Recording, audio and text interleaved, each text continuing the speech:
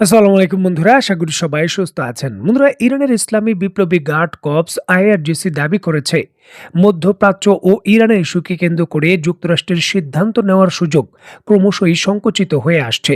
আইআরজিসির গোয়েন্দা ইউনিটের পক্ষ থেকে জানানো হয়েছে, নবনির্বাচিত মার্কিন প্রেসিডেন্ট ডোনাল্ড ট্রাম্পের সামনে এখন কেবল দুইটি বিকল্প খোলা রয়েছে। একটি হলো একটি অসম্ভব সামরিক অভিযান ইরানের বিরুদ্ধে পরিচালনা করা, নয়তো দ্বিতীয়টি হলো ইরানের সঙ্গে একটি বাজি চুক্তিতে উপনীত হওয়া। সামাজিক যোগাযোগ মাধ্যম অ্যাক্সে দেওয়া একটি পোস্টে আইআরজিসি জানায়, ইরান ইতিমধ্যেই তাদের বন্দরগুলো থেকে মার্কিন অবরোধ তুলে নেওয়ার জন্য একটি নির্দিষ্ট সময়সীমা বা চূড়ান্ত আলটিমেটাম দিয়ে দিয়েছে। তবে এই সময়সীমার বিষয়ে বিস্তারিত তারা তথ্য প্রকাশ করেনি। দেখুন, আইআরজিসির পক্ষ থেকে উল্লেখ করা হয়, চীন, রাশিয়া, এমনকি ইউরোপের দেশগুলোর পক্ষ থেকেও ওয়াশিংটনের প্রতি সুর পরিবর্তনের ইঙ্গিত পাওয়া যাচ্ছে। আইআরজিসির মতে বৈশ্বিক এই রাজনৈতিক মেরুকরণ ট্রাম্প প্রশাসনের জন্য সিদ্ধান্ত গ্রহণকে আরও কঠিন করে তুলবে। দেখুন, অত্যন্ত গুরুত্বপূর্ণ এই বিষয়টিকে কেন্দ্র করে সামরিক বিশ্লেষকরা বলছেন, ইরানের আইআরজিসির এই সর্বশেষ আলটিমেটাম বা কড়া বার্তা ট্রাম্পের যে আসন্ন মেয়াদে মধ্যপ্রাচ্যের নীতিতে বড় ধরনের প্রভাব ফেলতে পারে। একদিকে সামরিক শক্তি প্রদর্শনের ঝুঁকি, অন্যদিকে কূটনীতিক সমঝোতার চাপ, এই দুয়ের মধ্যে যুক্তরাষ্ট্রকে দ্রুত গতিতে সিদ্ধান্ত নিতে হবে। দেখুন, একদিকে যখন আইআরজিসি যুক্তরাষ্ট্রের প্রেসিডেন্ট ডোনাল্ড ট্রাম্পকে চূড়ান্ত ডেডলাইন দিয়েছে, ঠিক এমতো অবস্থায় হরমুজ প্রণালী সক্রিয় করার জন্য ডোনাল্ড ট্রাম্প প্রজেক্ট ফ্রিডম নামে নতুন একটি মিশন ঘোষণা করেছে, যেটি বাস্তবায়নের জন্য তারা তড়িঘড়ি শুরু করেছে। যদিও এই অপারেশন ফ্রিডম নিয়ে সরাসরি হুমকি দিয়েছে ইরান, এটি বাস্তবায়ন করতে গেলে তাদের কঠিন সমস্যার সম্মুখীন হতে হবে। এখন প্রজেক্ট ফ্রিডম আসলে কি? এর অধীনে যুক্তরাষ্ট্র হরমুজ প্রণালীতে আসলে কি করতে চাচ্ছে? তারা কি জাহাজগুলোকে সরাসরি সামরিক পাহারা দিয়ে প্রবেশ করবে, নাকি সরাসরি নিজেরাই সেখানে প্রবেশ করে নিয়ন্ত্রণ নেবে?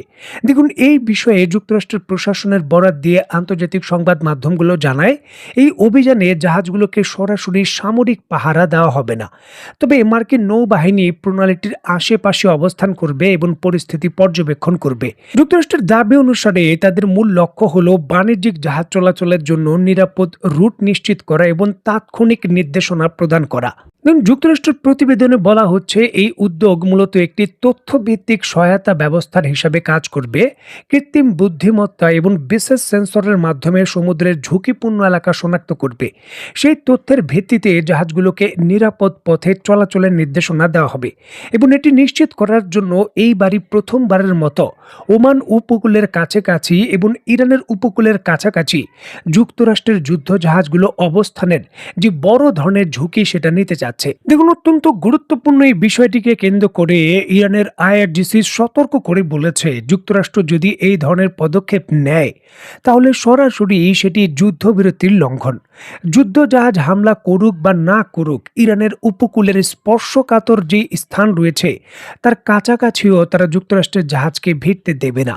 তাদের স্ট্যান্ডে তারা পরিষ্কার রয়েছে। দেখার বিষয় যে অত্যন্ত ঝুঁকিপূর্ণ এই পরিস্থিতি মোকাবেলা করে যুক্তরাষ্ট্র তার যুদ্ধ জাহাজ নিয়ে কত বড় ঝুঁকি নেয়।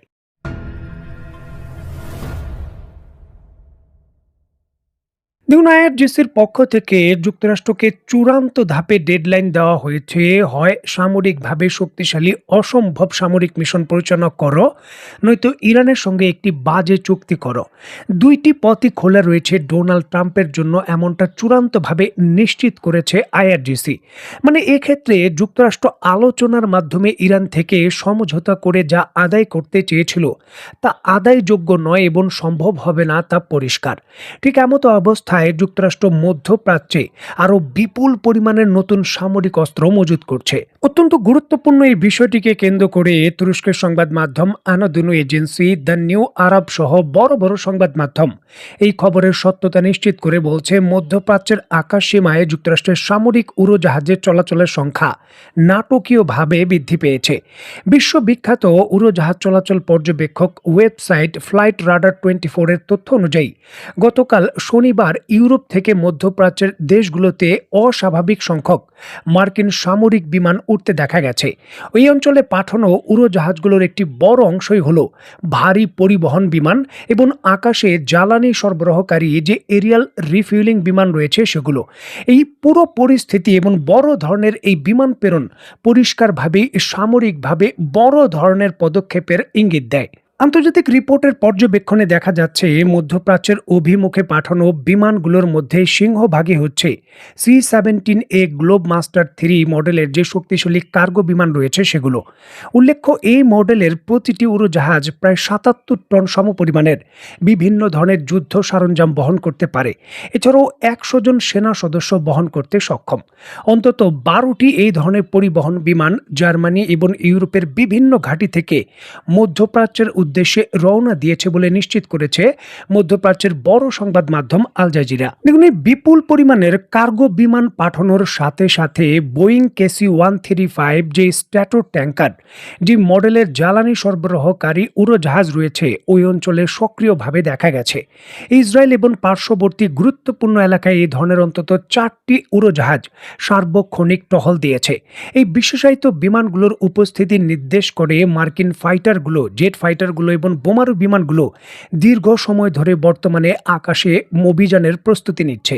কারণ যখন আকাশে বিমানগুলো অভিযানের প্রস্তুতি নেয় তখন কিন্তু এই ধরনের ট্যাঙ্কার বিমানগুলো আকাশে থাকে।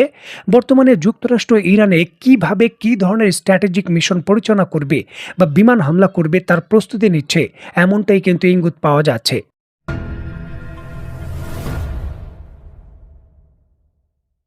দেখুন, তেহরানের 14 দফা প্রস্তাবের মূল লক্ষ্য ছিল ধাপে ধাপে যুদ্ধবিরতি কার্যকর করা।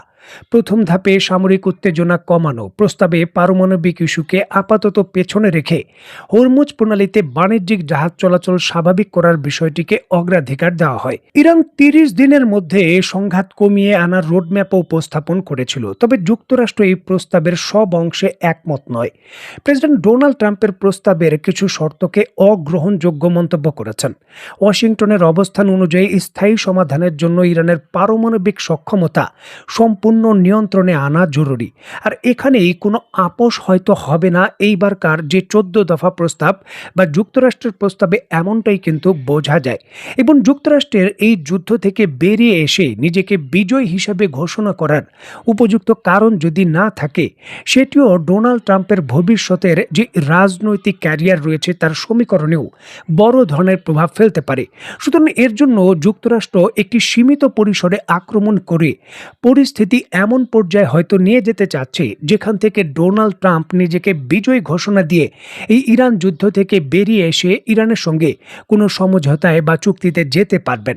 আর এর জন্যই সেই সমীকরণ বা সেই প্রেক্ষাপট তৈরির জন্যই বর্তমানে যুক্তরাষ্ট্র ব্যাপক ভিত্তিতে ইসরায়েলের সঙ্গে সামরিক প্রস্তুতি নিচ্ছে।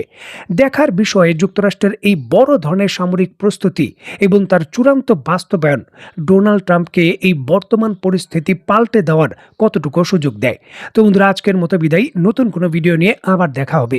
সেই পর্যন্ত সবাই ভালো থাকবেন, সুস্থ থাকবেন এবং বাংলাদেশকে ভালোবাসবেন। আল্লাহ হাফেজ।